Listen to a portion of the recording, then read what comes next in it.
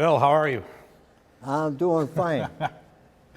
Thank you for joining us Thank you, sir. here at the War Memorial Center. Yep, I know this place. USA!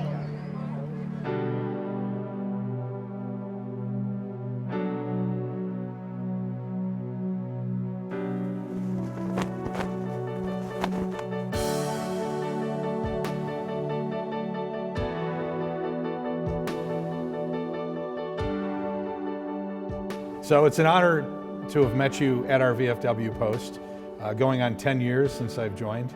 Yeah.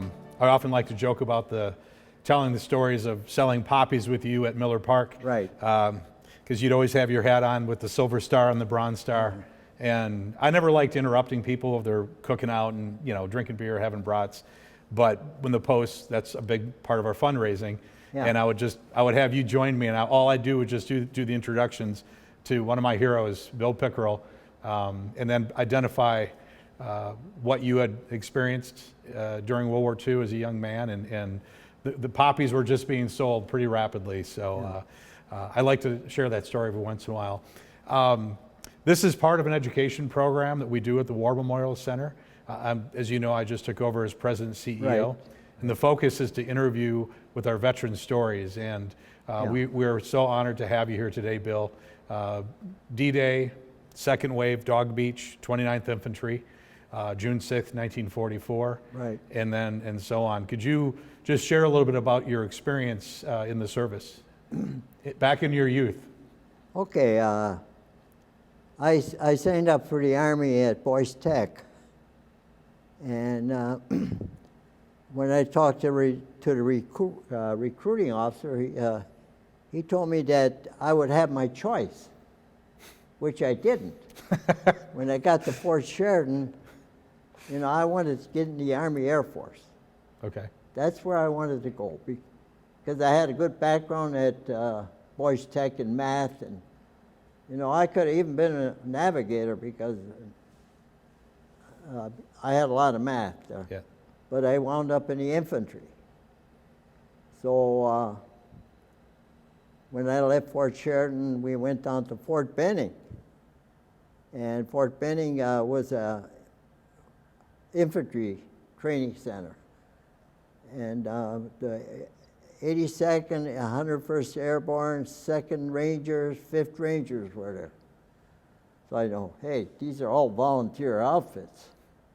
I don't want to volunteer for nothing. So after I took 13 weeks of basic at Fort Benning, they told me, we're going to give you some Ranger training with the 5th Rangers. I said, fine. So I spent another 5 weeks. I made a couple of parachute jumps off the tower, one without full field equipment and one with full field equipment and a rifle. The old-fashioned World War II parachutes were big umbrellas. Right. And when you hit the ground, the tower's about, I'd say 300 feet up. And when you hit the ground, it was hard to spill the air out of that big chute. Mm-hmm. And it would drag you along till you got the air out of the chute. Well, anyway, after my training at Fort Benning, I refused to sign for any volunteer outfit. And they sent me home after my training for a week for a furlough. And then I got orders to go to New York, Camp Shanks, New York. Today, New York is the Camp Shanks is a national memorial because half the troops that were in Europe went through Camp Shanks. And when I got there, it had barbed wire fences and you had guards on towers. Once you got in that camp, you're not getting out. Oh, so it was to keep you in versus to keep people from coming. Right, because they didn't want you going over the hill. Right. Because when I was on the troop train going to New York, a lot of guys jumped the troop train. Okay. They didn't want to go overseas. Right. What happened to these fellas, I don't know. Well, at Camp Shanks, I found out the reason they had the guards it wasn't because of us. They had German prisoners of war that fought in North Africa. And they were all young, suntanned, and they were laughing, having a good old time. They were serving us our meals. And they said, we got nothing to worry about. We're alive. You might not be alive when you come back. You know, they were happy. German prisoners in the U.S. had it good. Right. Very good. So for them, the war was over. The war was over and they were happy. Yeah. So you eventually get aligned with the 29th Infantry. When I got to England, when I docked in Scotland, took a troop train and went down to Salisbury, England, and then I was at the Tidworth Barracks, which was a British Army camp. It's still there. They still use it. And I was there for 3 days. That's when I was assigned to the 29th Infantry and the 116th Infantry Regiment. And after that, they sent me to the west coast of England and on the Atlantic side. And we were, for 3 months, we practiced for the invasion because the beach and the cliffs over there were almost similar to Normandy. And after 3 months, I remember at nighttime after we got done, I lived in a civilian's house. There were about 4 of us living in the civilian house, billeting American soldiers. And it was close to a 8th Air Force B-17 bomber squadron. And I used to watch them go up. They'd fire a flare. One would go up, fire another flare. Another one would go up. And they'd circle around, and then they headed for Europe. So, and then when they came back, we watched them come back, and some of them were shot up, you know. Well, anyway, that's what I seen when I was on the Atlantic coast while I was still in training. And on June 3rd, they sent us down to the port along the channel. And I was there, I boarded the USS Thomas Jefferson troop ship. And D-Day actually was supposed to take place on the 5th. But the weather was so bad, everybody was getting seasick, and so when on June 6th, they woke us up at 2:30 in the morning, at reveille. And we had a breakfast. We had services on board the ship before, and the guy did a little gambling after that, and then when the time came, we went over to cargo nets into the Higgins boats, landing craft. Yes. They were wooden boats, flat bottom, with a steel ramp. And the Higgins boat held around almost a platoon of infantry. Right.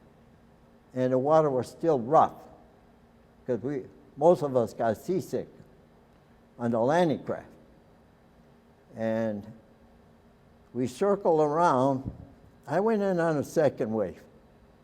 The 5th Rangers were assigned to the 116th Infantry Regiment, my buddies that I trained with.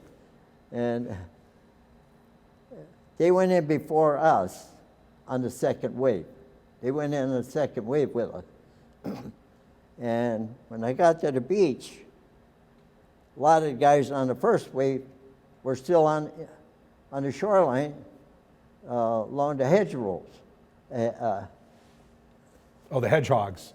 hedgehogs. Yeah, that Yeah. anti-armor. They were, and you could hear, you know, when they fired the MG-42 machine guns, you got bing, bing, and every time a bullet went overhead, you'd hear a snap.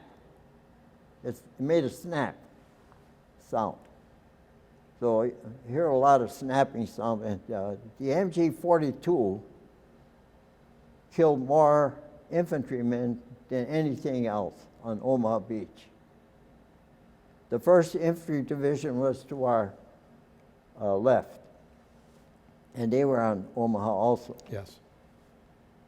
And when the Rangers came in, they brought their mortars in with the grappling hooks. And the cliffs on Omaha were almost 100 feet up. Some of the grappling hooks fell short. Some made it to the top. But the Rangers went up before we did. And then we followed them. And once we got up there, they started using flamethrowers on the bunkers so that the Germans were coming out, and we were shooting them as they came out. And 50 feet away from the cliffs, there were trenches. The Germans were in the trenches. On the inland side of About of the 50 feet bunkers. away from the cliff, on the Yes. inland side, Yes. right. And we fought there for about 4 or 5 hours. It was almost dark. And a lot of killing, and a lot of Germans started giving up before it got dark. And they sent them back to the beach to use mine detectors to clear the beach. They used German prisoners to clear the beach. So when the rest of the troops came in on the next day, most of the mines were pretty well cleared. So you spend, this is June 6, 1944, you end up spending how much time in Normandy in that beachhead area? Well, we were, I fought in Normandy for 42 days without let-up.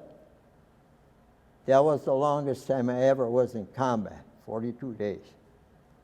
And our destination, we were supposed to be there in 4 days, which took over a month and a half to get to,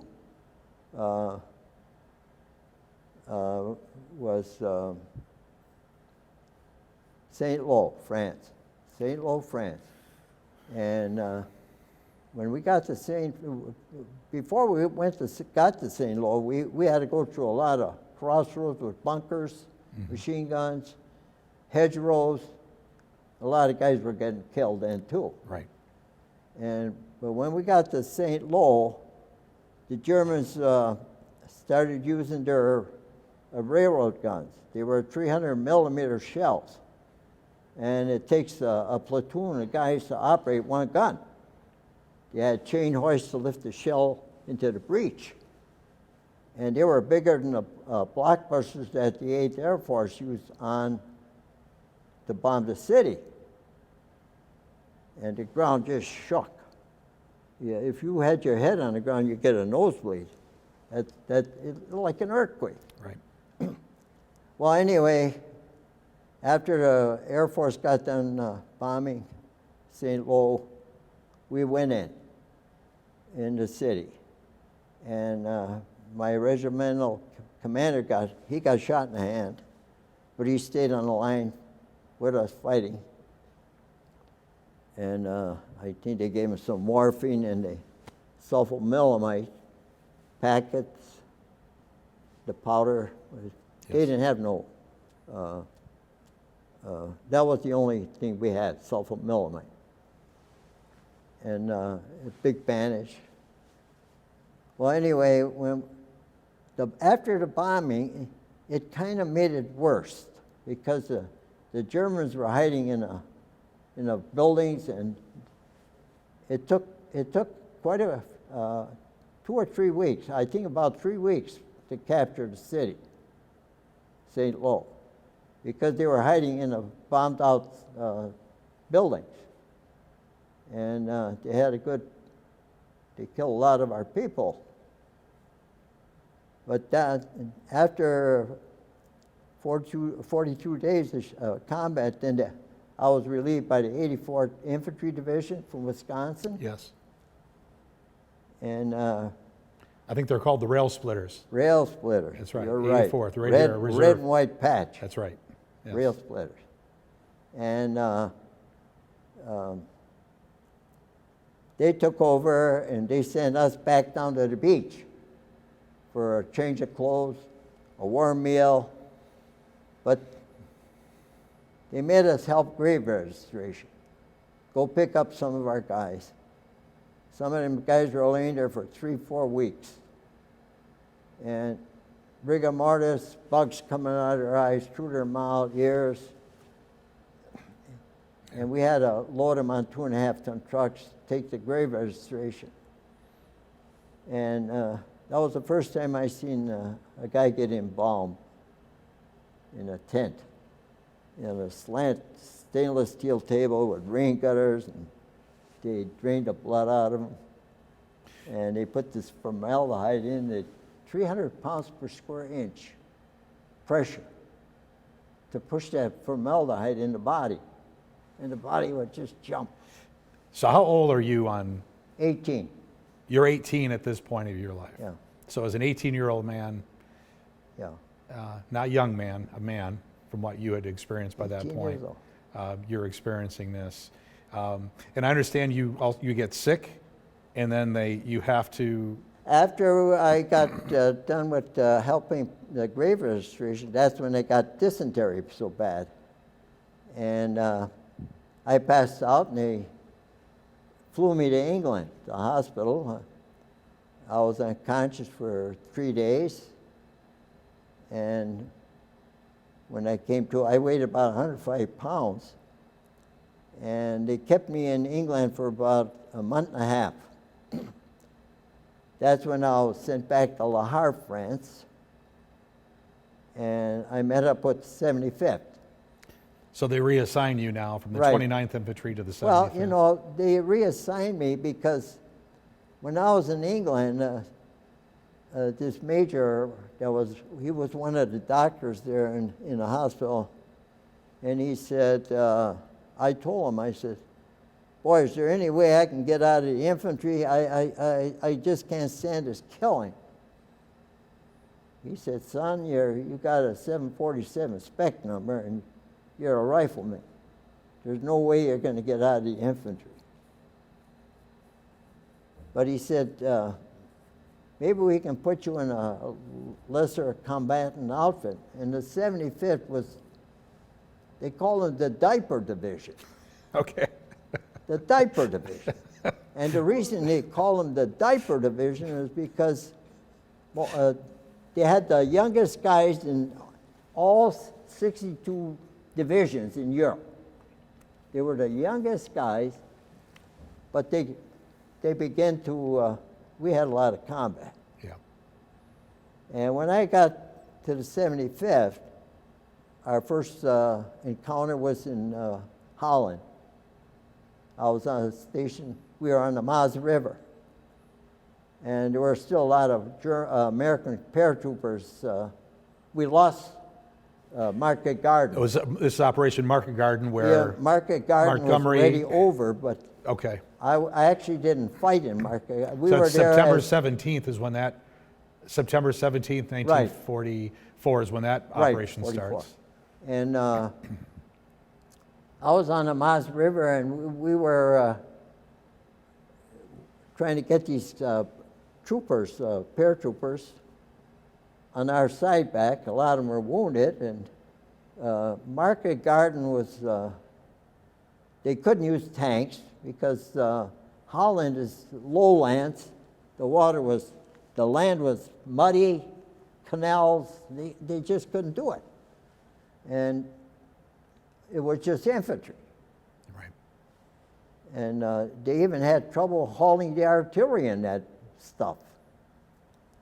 Well, anyway, I only stayed in Holland about 3 weeks. And from there, the division was sent down to southern France in Colmar Pocket.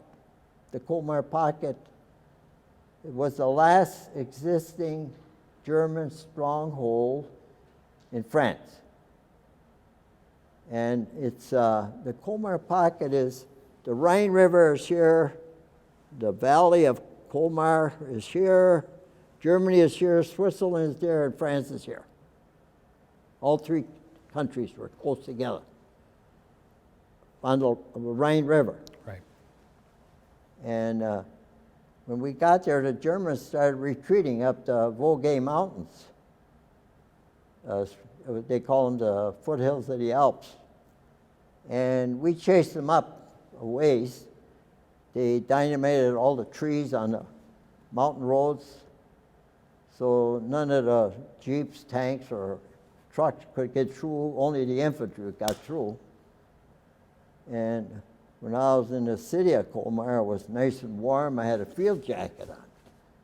Got up in the mountains there. Oh, God, it was snow and cold. So a lot of Germans got into Switzerland. You eventually, with the 75th, end up as part of the Battle of the Bulge. So that's December, That's where December 44. Yeah, after Colmar, I went to fight in the Battle of the Bulge. Yeah. And I was in Gramenel, Belgium. It was just a little, I think it was about 2 miles north of St. Vith, where they massacred. Yes. And that was the first time we seen Tiger tanks, German Tiger tanks. And we were no match for them. And you're north of Bastogne. Everybody knows Bastogne because of, but in the north, that was the main thrust of the German push. I but crossed, north. When I crossed the Rhine, I crossed around Essen, the industrial part. But we're getting ahead of this. When I was fighting in Belgium, I fought for about 3 weeks, and I froze my feet. And the reason I froze my feet is because the platoon leader got wounded by an MG-42 in the shoulder and chest.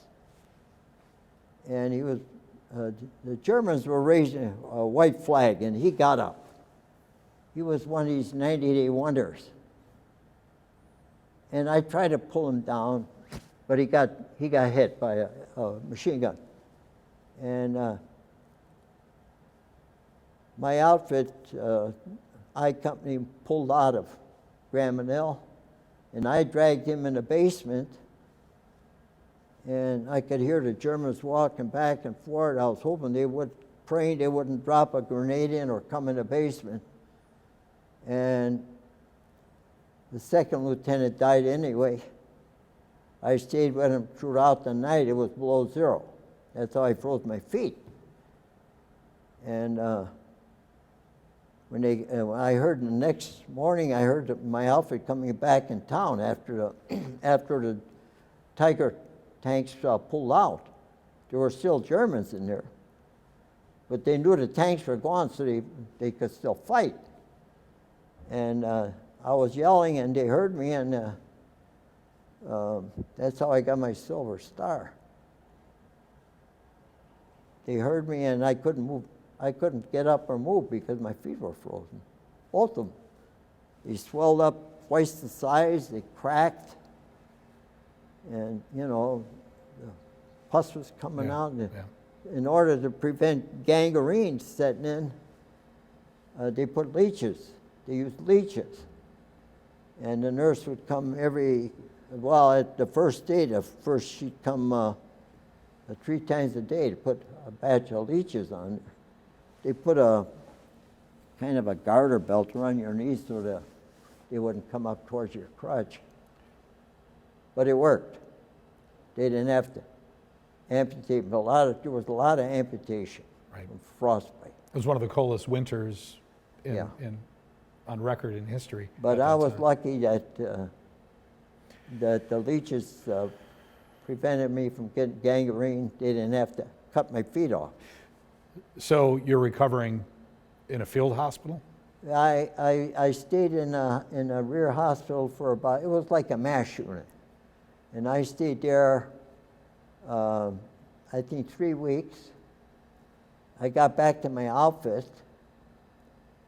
and that's when we were getting ready to go to the Rhine River. And you cross? Do you remember the date? We crossed at Essen.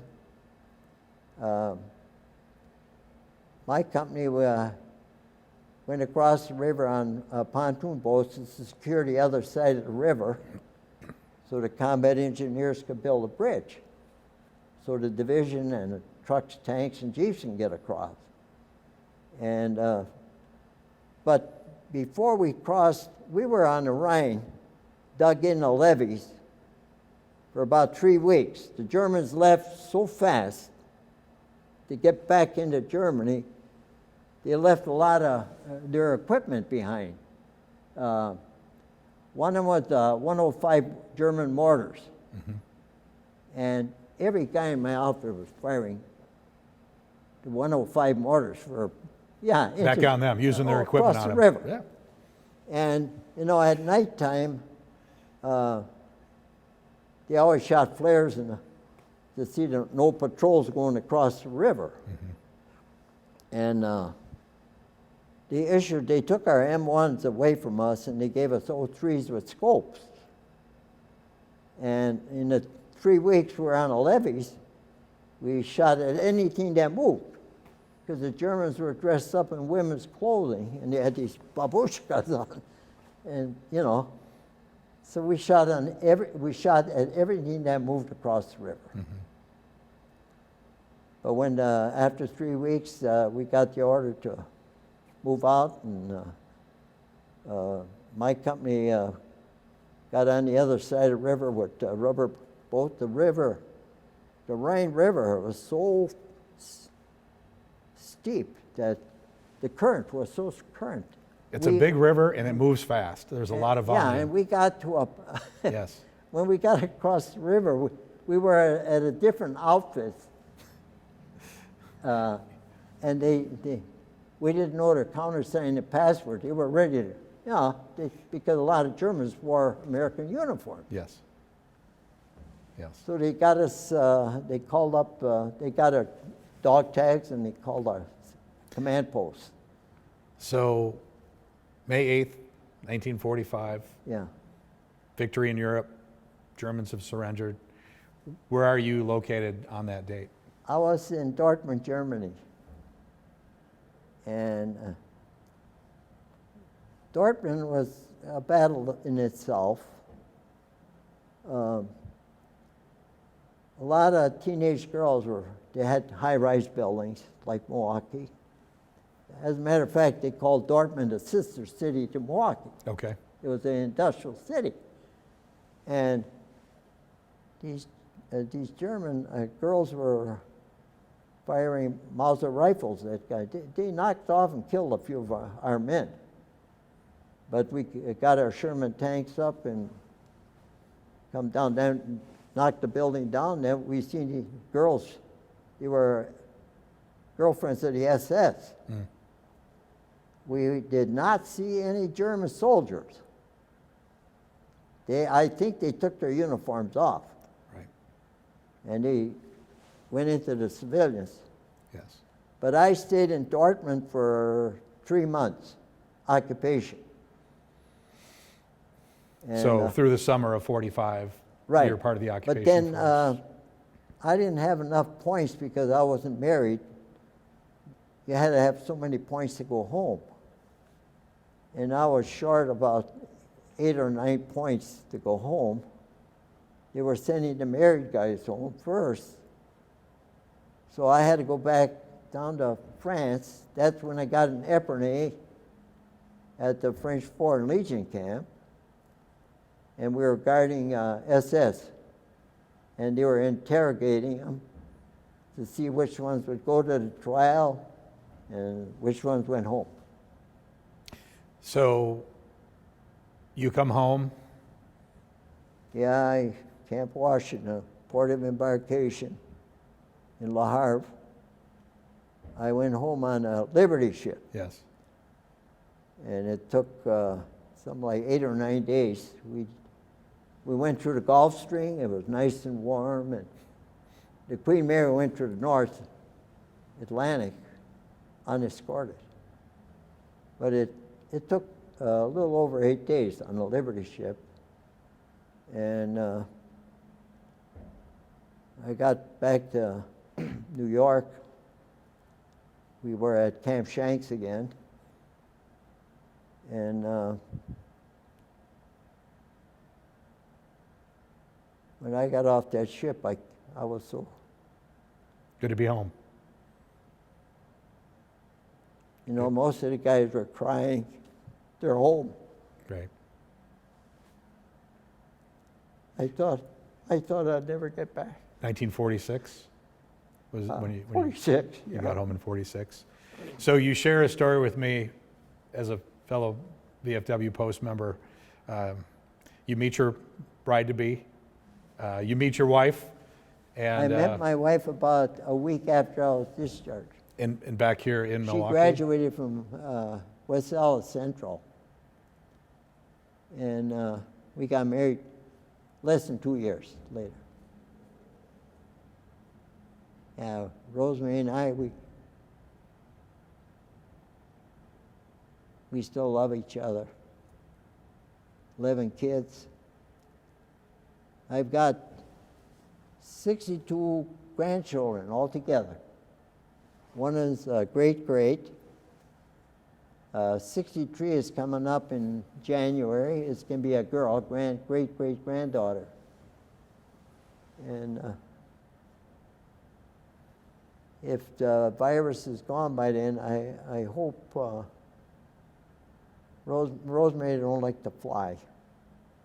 So we'd have to go by train or bus to South Carolina to see our great-great. So this is a nice segue to my next question to you about the generations. You know, what lesson can you share to the next generation? Well, you know, all the guys that fought in World War II lived through the Depression. I was only 4 years old when, in 1929. I was born in 25. And I was 4 years old when the Depression hit. My dad lost his job. He lost the house. We were on the county for a while. Then he got a WPA job. And things were very, very cheap. But if you had a dime, that was a lot of money. Right. And, you know, living through the generation with what we went through before the war, and the guys that, there were more patriotic guys in my time than there are today. You stop and figure out of 16 million guys, only 1/4 of them were enlisted. The rest were drafted. My brother was drafted, and he fought in the South Pacific. He was on Luzon, in the Philippines. He was, my brother was so colorblind, they put him in the camouflage engineers. And when you're colorblind, you can see things that other people can't. If you went pheasant hunting, he'd see that pheasant before you would, because he has no color conception. He used to fly up in a Piper Cub taking camouflage installations. He could see Japanese areas that were camouflaged, and the other guys couldn't see it. Because he could and see, he'd take he could pictures visualize it. He could and visualize it. a location on Luzon. That was his job. So you experienced so much in your late teens, early 20s. You know, I look at the generations today, and I mean, there's so much that can be learned from someone who's experienced not only the service but life as you did. I mean, what's a life lesson in a short phrase can you offer to share to the next generations? What's a life lesson from what you've gone through? Well, you know, this morning when I turned on my computer and I seen that the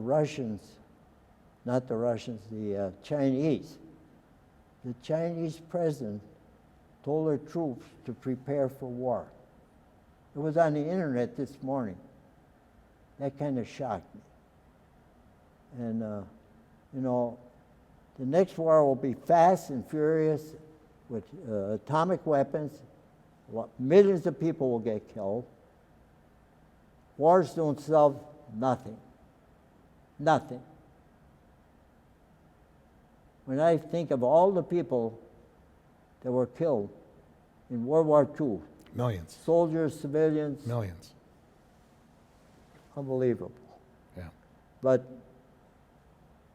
I would say,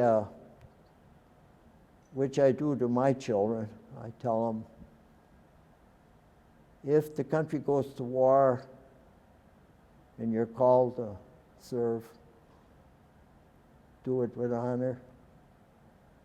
It's your duty as an American.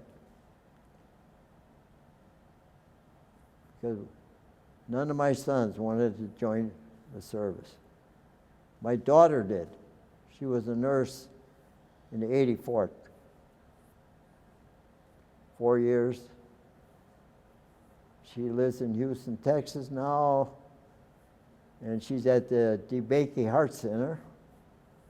She works in a heart transplant, too, also like my other daughter at St. Luke's. My daughter, Tracy, is a biomedical engineer in a heart transplant. And, you know, with 3 girls nursing, they kind of keep me and my wife healthy. You know, don't do this, don't do that, don't eat this, don't smoke, don't drink. That's why I'm still alive. I think there's something inside there that many folks don't Well, I have. just had a physical and I got good results. My heart is good and blood test was all good. Cholesterol was low. I only take one drug, a cholesterol drug. Sure. Yeah. Well, Bill, I want to thank you so much. You were part of the selection committee to build the War Memorial where we're doing this interview. Right. And you've got a real brief story on that too, because you were part of a design selection process for that. Correct. Could you explain that? Well, you know, like I said, there were 4 of us. We were in Matusikal. That's where they interviewed us at BA. And these were the guys that were the architects. And we explained that the beach was 200 yards long from the bunkers. At Omaha. Right. And that's what they did. 200 yards from Yeah. the water line. From the water line. Yes. And so part of the design was the pillbox, to replicate the pillbox on... This is the pillbox. This is the pillbox. Right. As part of the World War II Memorial and Right. the Korean Memorial. Now, when it where was they built. got the cross, I don't know, because the pillbox didn't have a cross. No. I think it was another part of the design Yeah. as a memorial.